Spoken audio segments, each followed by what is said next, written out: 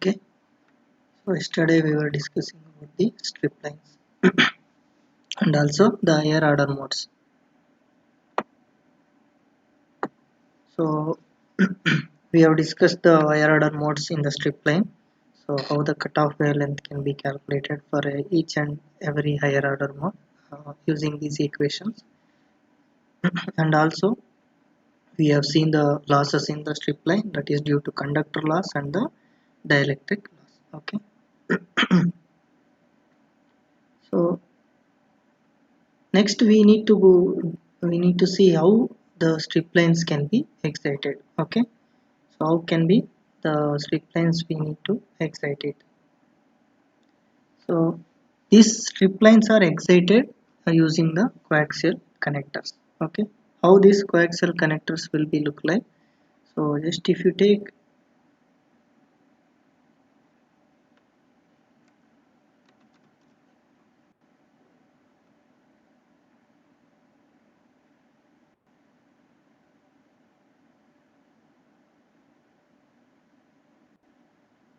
so how the coaxial connectors will be. So there will be generally an outer conductor. Okay, and there will be an inner conductor. So in between there is a dielectric. Okay, so in between, so there will be a dielectric. So whatever the colored region, it will be a dielectric region. Okay, so and both these outer conductor and these are the inner conductor. Okay, so this is inner conductor and this is outer conductor. Okay, so this is how the coaxial cable will be. I think you already seen in the labs which you have done already. So just you can connect the signal generators and all. Okay, so this coaxial connector we can use to exit the strip line. So we have seen already the strip line how it will be. So it will be having, there will be a center conductor here. Okay, and this is one substrate one, that is lower substrate, and this is upper substrate. Okay, upper substrate, and this is a lower substrate.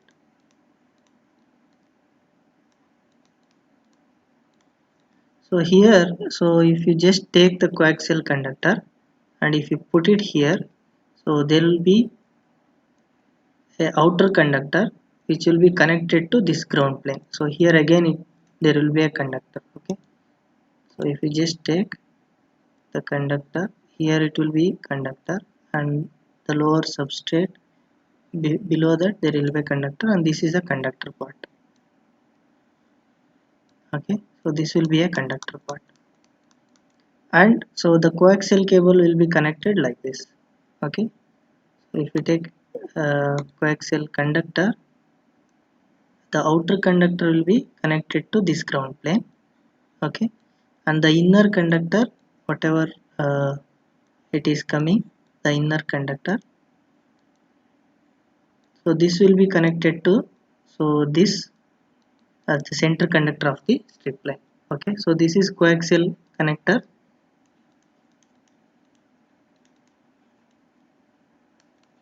and this will be connected to the strip line at the center. Okay, so you might have seen yesterday the line resonator while doing the lab. Some of you have done, I think. Okay, just what you have done, just line you are putting a transmission line, and there will be a gap and there will be, so like for putting some ports you have created some transmission line and you have used the edge port here. Okay, so how in practically this edge port will be fabricated. After fabrication of this, how will be feed? By using this coaxial connectors. You will connect coaxial cable or coaxial connector here, and here also you will connect the coaxial connector. That's how this will be acts as a port 1 and port 2. Okay, this will be port 1 and port 2. So in the similar way here, this is actually the whatever you have done in the yesterday lab. But in terms of strip line, if you say, so there will be a top substrate and there will be a bottom substrate. In between conductor is there. So the coaxial center conductor, which will be connected to the conductor of the strip line, and the other outer conductor of the coaxial connector, it is connected to the ground plane or outer conductor. So this is actually the ground plane of the strip line, you can call it as ground plane. So ground plane of the strip line. So this is how the excitation of the strip line will be done. Okay. So again, these are special connectors, and center conductor of coaxial cable is connected to strip line and outer conductor is connected to ground plane. So as I told, so the connection will be given like that. So it will be efficiently, the power will be transferred whatever you give through that coaxial connector to the strip line. Okay. The strip lines are suitable for passive components but inconvenient for mounting active devices. So why? Because so here it is two substrates are there. So since there are two substrates, so if you just take a PCB kind of thing, okay, so this is already in top of the plane. So on top of, again, the conduct that substrate will come in the strip line. So that's why it is inconvenient to say, for example, if you are connected a resistor here, I want to connect a transmission line kind of thing here and as well as here. Okay, so if you use the transmission line kind of thing, so if you use the strip line here, so again, so in the strip line part there will be another substrate, it will come here. So that's why what will happen, so while connecting this resistor to this conductor, it will be very inconvenient for fabrication. Okay, so that's why it is very much inconvenient in practical application where the active components, like maybe even lumped elements, if you use resistor capacitors like that, it will be very difficult to connect. So that's why, so what we generally we use for those kind of passive component and active components, we use microstrip line. So now we'll discuss what is actually microstrip line and how it will be formed and what are all the operation. Okay, so next it will be a microstrip line.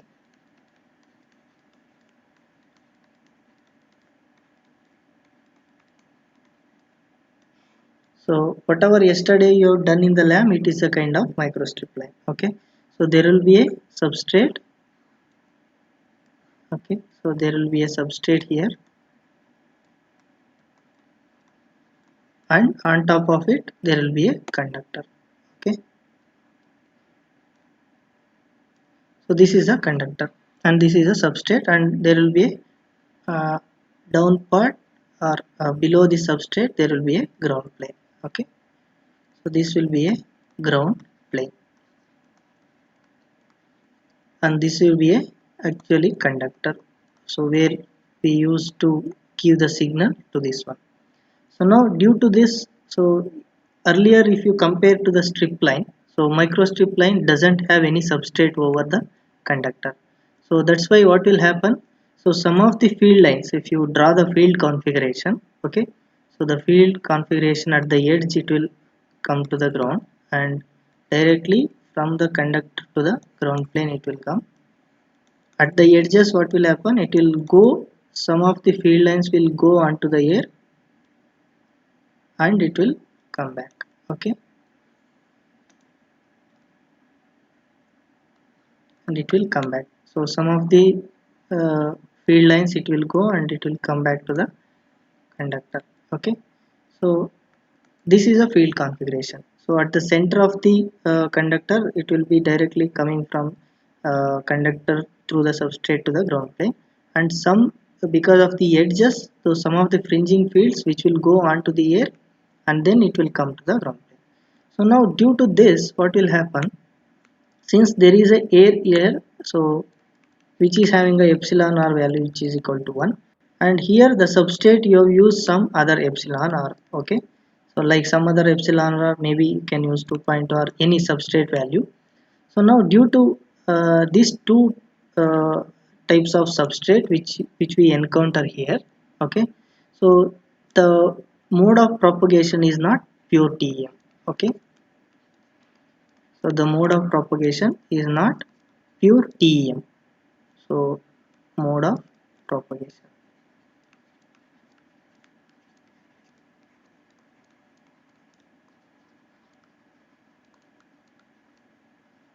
Okay, so in earlier we have seen, so there is a another substrate in the strip line, so due to that the fields are confined within the substrate itself, so that's why there is a pure TEM wave transmission happens in the strip line. So now here, so there is no substrate and there is no confined fields which are there inside the substrate. Some of the fields will go on the air and it will come to the ground plane, so that's why, so the mode of propagation is not pure TEM wave. Okay, so again, if you take the characteristic impedance calculation, so actually it will depends on the effective dielectric constant. Okay, so what is this effective dielectric constant? So this is the dielectric constant which will lies between these two values. Okay, so which will uh, lies between, so 1 and epsilon r. So because it will take an account of both the air as well as the substrate dielectric constants, so this effective dielectric constant need to be calculated. Okay, and this z naught varies with respect to this effective dielectric constant, and also another parameter which is guided wavelength, which is also depends on the effective dielectric constant. So now if you want to calculate the microstrip line length for a particular resonance frequency, so you need to use a lambda g equal to c by f into root effective epsilon r. So this is the same equation you have used while doing in your lab also, that line resonator. So okay, so for particular frequency, say for example 2.4 gigahertz if you have designed. Okay, so now you have calculated the lambda g, and length of the resonator you can take it as lambda g by 2. So this is a general length we will going to take while designing any resonance kind of thing. Okay, so the length will be taken it as lambda g by 2. So now what is the actual effective dielectric constant, how we can calculate by using the epsilon r value? So this is the equation for effective dielectric constant, that is epsilon r plus 1 by 2, so plus epsilon r minus 1 by 2 into 1 plus 12h 12h by w, so whole power minus half, plus 0.04 into 1 minus w by h, so whole, so w by h whole square. Okay, so this is actually the equation you have to take into consideration. So this is multiplied here from here. Okay, you can take from here to here. So this is a equation. So when you need to use this equation, when w by h ratio which is less than or equal to 1. Okay, so if the w by h ratio, if it is less than or equal to 1, then you have to use the this equation for calculation of effective dielectric constant. Okay, so now if the w by h ratio is greater than 1, so if if the w by h ratio which is greater than 1, so now you have to use only epsilon effective, only this much. So don't use the second part, only you have to use the this much for w by h greater than 1. Okay, so is it fine? You have to use the equation only first half. I'll write it again. So you have to use the effective dielectric constant which is equal to epsilon r plus 1 by 2. Somebody is making noise. See, who is that?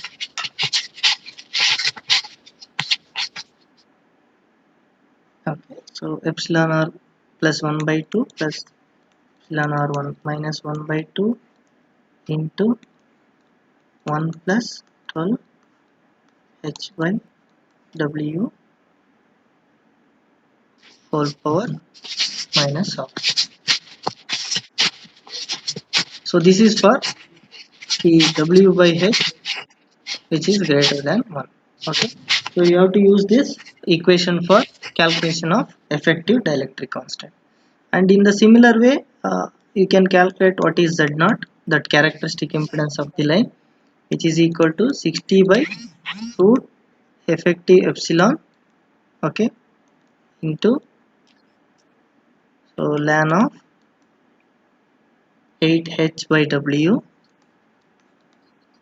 plus w by 4h.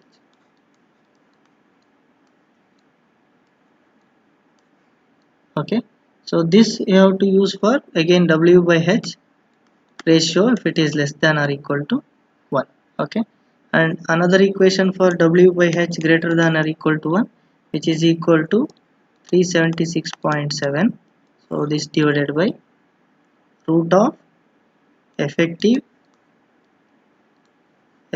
epsilon into w by h plus 1.4 plus 0.667 into ln of, okay, so w by h plus 1.44. Okay, so this is the equation for w by h greater than 1. Okay, so now this if you take that characteristic impedance, so this for wh greater than 1. Say for example, if you take w by h, that is far greater than 1. Okay, so this ratio is very much far greater than 1. So then you can use approximately this one z naught as, which is equal to 367.7 ohm, so divided by root effective epsilon into h by w, only this you can use if the w by h ratio is far greater than 1.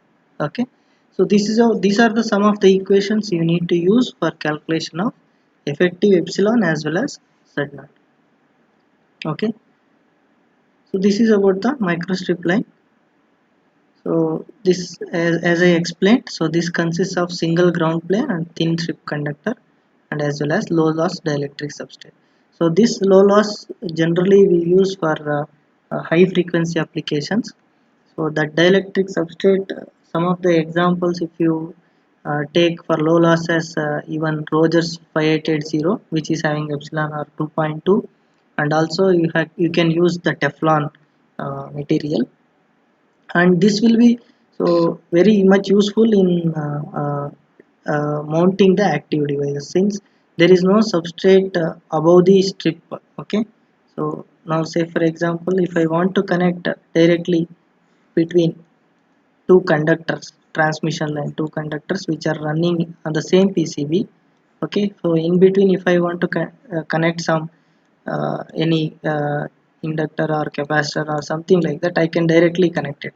Why? Because there is no substrate again upon it like a strip line. Okay, so that's why it is very easy, and also you can connect active devices like transistor, MOSFETs, and other active devices also you can connect. So that is a very advantageous in this microstrip line. Okay, so as I said, due to absence of the top ground plate and also dielectric substrate, so fringing fields remain partially in the air as well as in the lower side of the substrate. So that's why the pure TEM mode will not be there. So it is a quasi TEM. Okay, so the mode of propagation will be quasi TEM in the microstrip line. So now, so since there is a discontinuity, say for example, here if you take a simple line resonator, if you connect a one port one side, okay, so if you are taking some line resonator like this, so now you connect the port here, only at the left side there will be a port. Okay, and the right side you will keep it as open. So because of this discontinuity or open structure, okay, so it will try to radiate the energy. So since it is a open structure.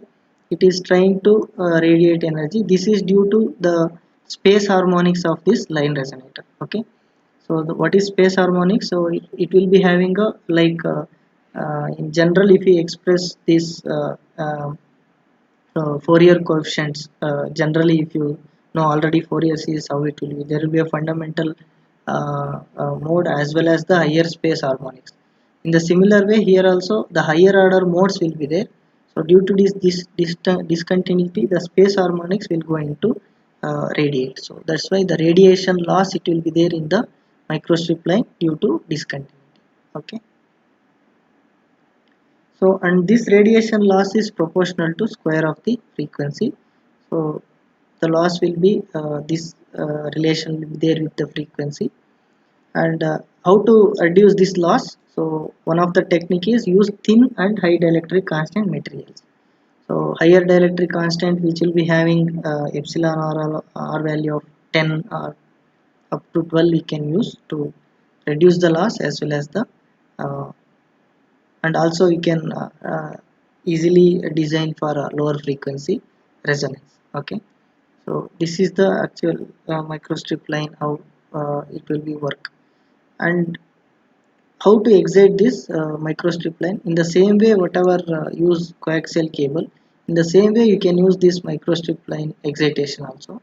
Even other techniques also you can use, like here you can use some patch kind of thing. You can use directly another transmission line or another conductor to exit this, and here you can directly give the port. Okay, so here also again you have to use the coaxial kind of coaxial connector. So now what is the impedance of this connector? So generally it will be a 50 ohm connector. Okay, so you need to match this 50 ohm to the impedance of the whatever line you are using, or line resonator or any structure whatever you are using, microstrip line. So that you need to match the impedance line. So impedance of this microstrip line and this coaxial connector generally you need to match so that the reflection will be very less and the power transmission will be good. Okay, so that commercially available the connectors will be having the characteristic impedance Z0 will be equal to 50 ohm for the coaxial connectors.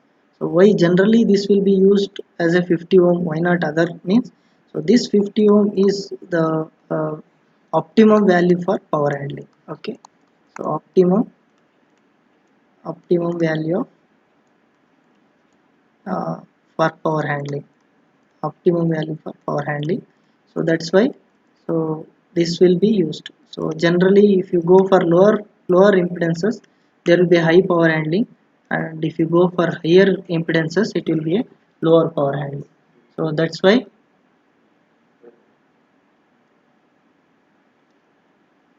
just a minute. Okay, so this will be if you use a higher characteristic impedance, something like 75, 70 ohms like that. So it will be having lower power handling capacity, and if you go for below this one like 30 ohm and all, it will be having a higher power handling capacity. So that's why in order to optimize the power and also the impedance, so we generally the practical connectors or any components you take, the impedances will be generally 50 ohm. Okay, so this is about the excitation of microstrip line. So now as I said, effective dielectric constant you have to take into consideration.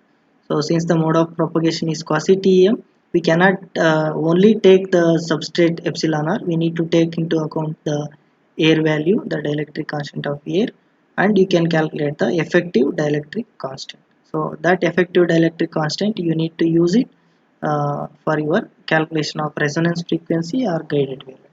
So as I said, the field lines you can see the electric field lines. Only when I draw only electric field lines. The magnetic field line surrounding around the conductor. Okay. So the characteristic impedance decreases with increase in W by H ratio and also increase of epsilon. So again, yeah, we have seen the relation of characteristic impedance with respect to W by H ratio and epsilon r. According to that, the Z0 will be there.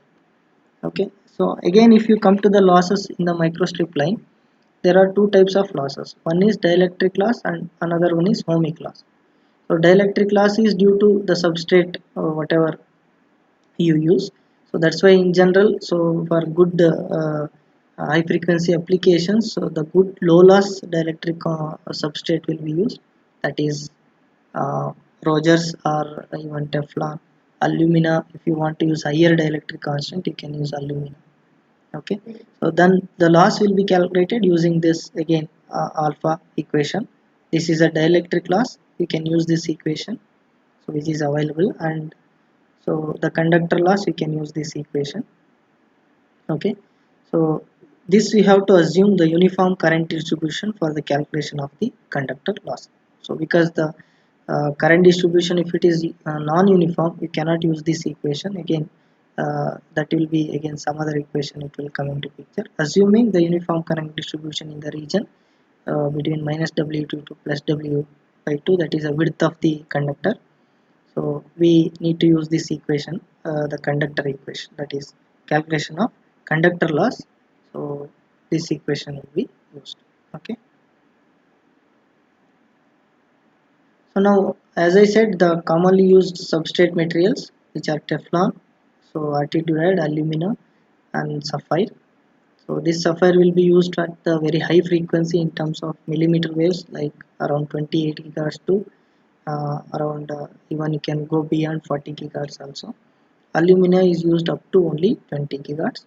So if you go beyond, maybe the losses will be more. Okay.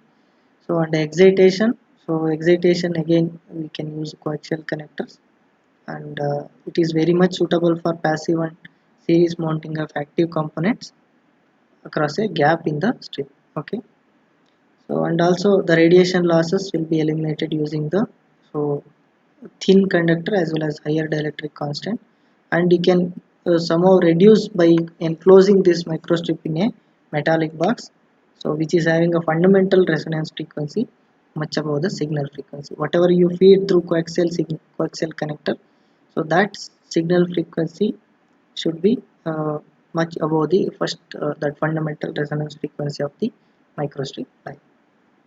So now, so this is about the microstrip line. So whatever you use or whatever you design in general in your lab, these are all microstrip kind of structures. Okay, and coming to the slot line, so these are the uh, lines which will be having again same substrate will be there, and there will be two conductors. So it is similar kind of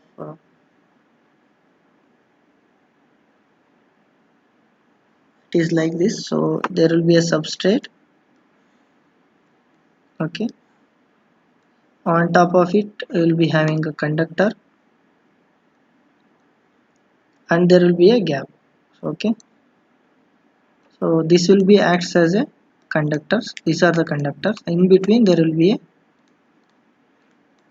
okay, so this will be conductors and there will be a gap, so this will call it as a slot line. Okay, so easily we can mount in between this gap, we can mount the active or passive devices which we want in the uh, whatever circuit, like any other micro integrated circuit.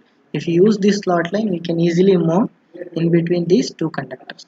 So that's why this is very helpful, the slot line, so in MIC technology. So in this slot line, the propagating fields are concentrated in the dielectric region at the top, that the gap between the two adjacent top conductors. Whatever the conductors which I showed, so the propagating fields which are concentrated between these two conductors. Say for example, if I draw the field lines, okay,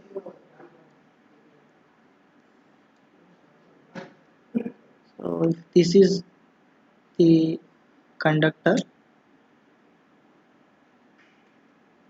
this is one conductor, and this is another conductor,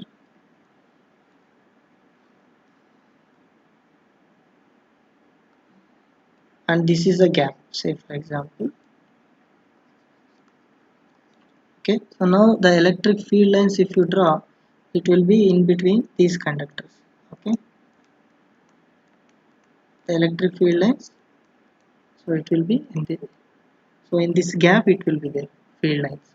Okay, so now in between you can mount the any active devices. In between this gap you can mount any active or passive device, passive components. Okay, so this is about the field line. So since the magnetic field has both longitudinal and transverse component, the propagating mode is TE. So the again the magnetic field, it will be both in the longitudinal as well as transverse. That means perpendicular to this, that is coming out of the that plane uh, which you are there, that is opposite to exactly to you, as well as, and also it will be there in the longitudinal, whatever the propagation direction.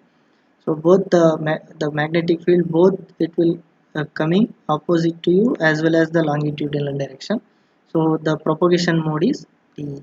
So only the electric field is perpendicular to the propagation direction. Okay, so it is perpendicular to the propagation direction. So that's why it is the mode of propagation is T. Okay, so the coming to the characteristic impedances, so that Z0 increases with increase the width slot. So if you increase this width slot, so this gap between the two conductors, if you go on increasing, the Z0 will vary. Okay, so that characteristic impedance generally it will increase with increasing the width slot, and also it varies rapidly with the frequency. Of course the frequency will change because it depends on W by H ratio, that is Z0 value. Again, that width and height of the substrate, it is based dependent on the guided wavelength. So and also dielectric constant epsilon r, definitely the frequency will going to vary. Okay, so this is about the slot line. So now coming to the another type of lines which are coplanar lines. So you can see here the structure of coplanar line. Okay, so I have shown the slot line already in the previous slides, might have seen. So you can see here, so this is actually the slot line. There is a only gap between two conductors, and there will be two gaps, and running the conductor in between two gaps, this will be a coplanar waveguide. Okay, so this is about the coplanar waveguide. There will be a parallel three conductor line consists of thin center strip width and two thin ground strip on a dielectric substrate. So you can see here there are three conductors running uh,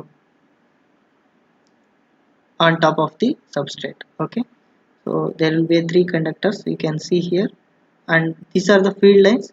So electric field lines as well as magnetic field lines in the coplanar structures. So now these are very convenient in mounting shunt components. Okay, so shunt mounting components across the gap, the center strips, and across the slot between the conductors. You can mount the active or passive components in between this gap very much easily.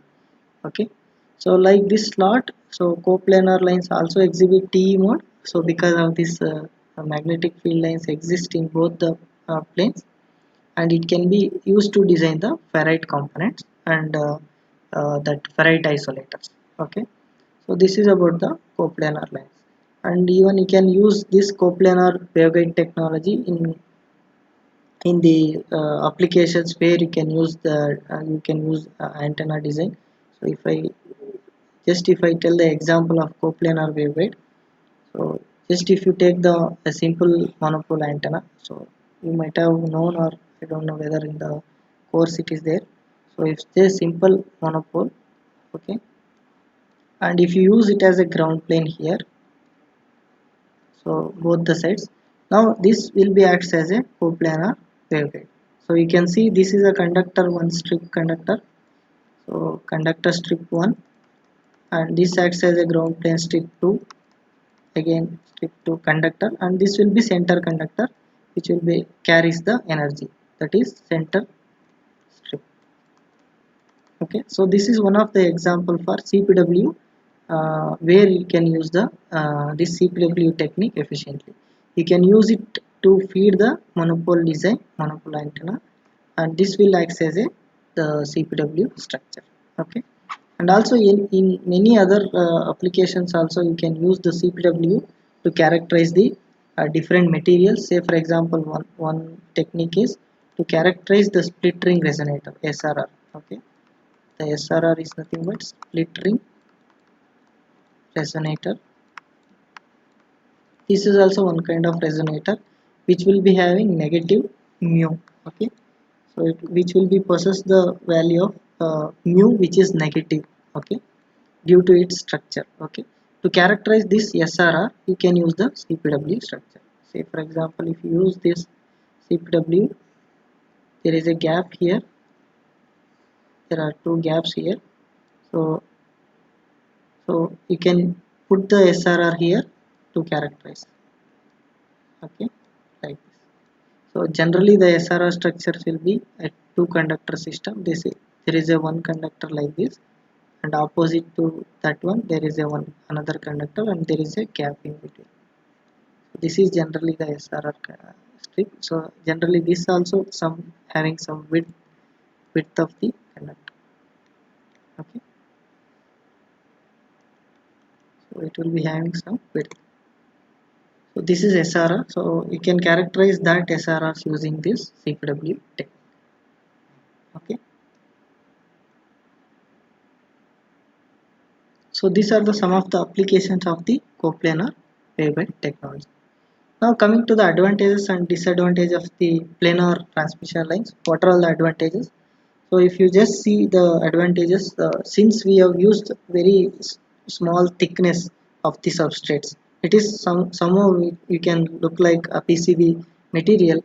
It will be size will be very small, and also the weight in terms of few grams, the weight will be very much less. Okay, so and it can be flash mounted on a metallic body. So the substrate will be having, it will come uh, both as well as like in the both top as well as bottom there will be a conductor. The substrate will come with conductor, that is we'll call it as cladding. So some substrate it won't come with the conductor, and that we have to deposit using some fabrication technology. And increased reliability will be there. So and also low cost, so the cost production it will be very much less. So if you want to design 100 line resonator, say for example 100 in number, so you can use multiple copies and you can fabricate at a time, so that the cost will be going to reduce. Okay, and the mounting of the components like active and active components and as well as the passive components, mounting it will be very much easier compared to so uh, other techniques. So this planar transmission will be very much easier. So if you want to connect in between two transmission line, planar transmission line, we can easily mount. So this is very much important. Z0 can be controlled.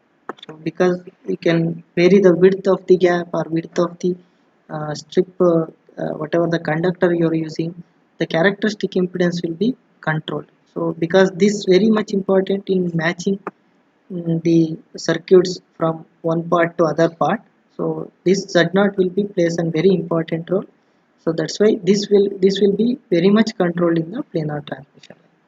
Okay, so passive circuit design is very easy. So because there is no power like external DC power in need not to give like biasing circuit, you need not to give like an active device.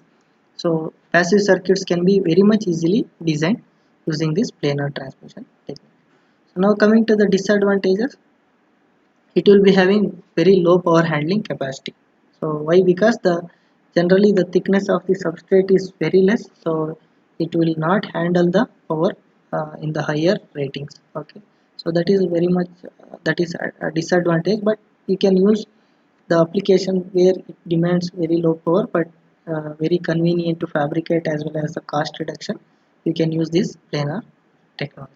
And if you want to use higher power handling, like if you want to use in the radar, if you want to send higher power, then you can use like waveguide technology which will be having a higher power handling capacity.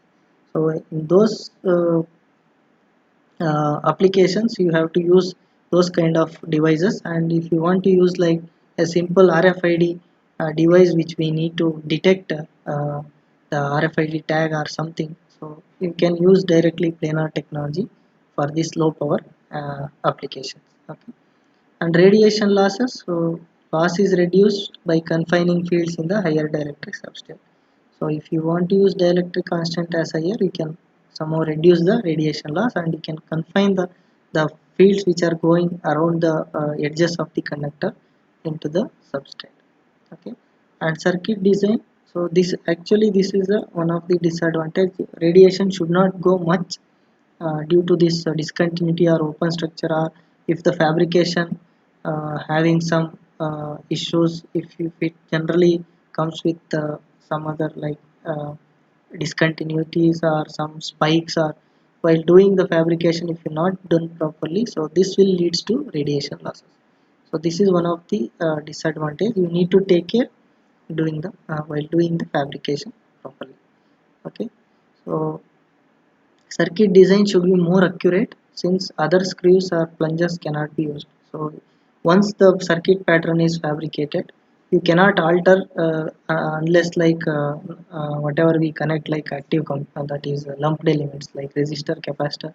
So if you connect in the PCB material, just like putting screws or soldering and all, so that will not serve the purpose. So that's why the circuit design will be very much accurate in the planar technology.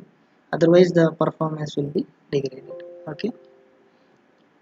So now design of active devices are limited due to low Q. So the quality factor of the as active devices cannot be designed using this planar technology because of the low Q factor. Okay. So these are some of the disadvantages. So you can, based on this application, you can go for this planar transmission line. We can use very efficiently wherever the application needs. Okay. So this is one of the problem we can uh, refer, and this based on this microstrip line, uh, you can take this problem and try to do it.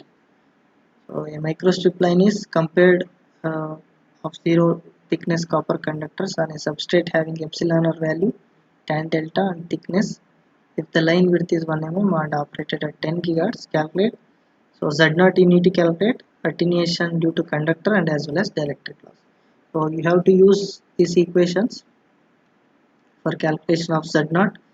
Z0 I have written, so use that equation, and you can use the dielectric loss to calculate this one, and conductor loss. Use this equation to calculate and try to calculate. So this is about your different types of planar transmission line. That is, we briefly discussed that whatever we discussed. First we discussed the strip line, then micro strip line, and as well as next we discussed about the slot line and as well as the uh, coplanar waveguide structure or coplanar lines. Okay, so these are the some of the basic forms of the planar transmission line.